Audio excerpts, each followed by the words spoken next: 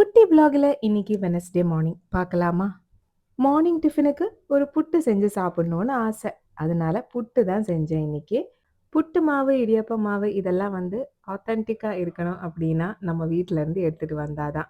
அதே அளவுக்கு இல்லைன்னா கூட ஓரளவுக்கு சாட்டிஸ்ஃபைடா இருக்கிறது இந்த டபுள் ஹார்ஸோடது தான்.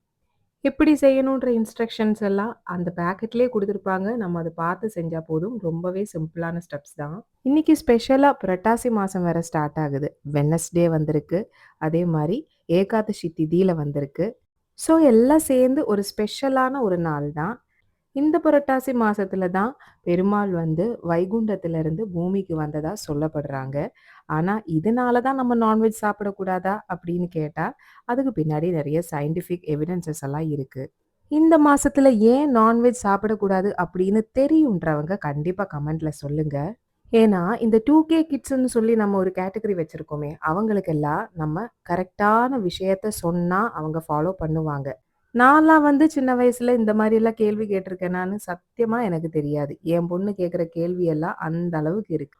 ஒரு விஷயம் வேண்டாம் அப்படின்னு சொல்லணும்னா, அதுக்கு கண்டிப்பா அது பின்னாடி ஒரு ரீசன் இருக்கும். அது தெரிஞ்சுட்டு அவங்க கிட்ட வேண்டான்னு சொன்னா, கண்டிப்பா அவங்களும் அத ஃபாலோ பண்ணுவாங்க அப்படின்னு நான் நெனைக்கிறேன். நீங்க என்ன நெனைக்கிறீங்க? நம்மல்லாம் ஏதாவது ஒரு விஷயத்த கேட்டா, "அதெல்லாம் எதுக்கு கேட்குற? சும்மா சும்மா அந்த மாரி கேள்வியெல்லாம் கேட்கக்கூடாது." அந்த மாரி கேட்டுருவாங்க. நம்மளும் ஆஃப் ஆயிடும். ஆனா இப்பத்தி பசங்க அப்படி கிடையாது. நம்ம ஜெனரேஷனுக்கும், இப்பத்தி ஜெனரேஷனுக்குமான டிஃபரன்ஸஸ் என்னென்ன? அப்படின்றது கண்டிப்பா கமெண்ட்ல சொல்லுங்க. மத்தியானத்துக்கு இன்னைக்கு அரிசி பருப்பு சாதம் தான் செஞ்சிருந்தேன் சிம்பிளா.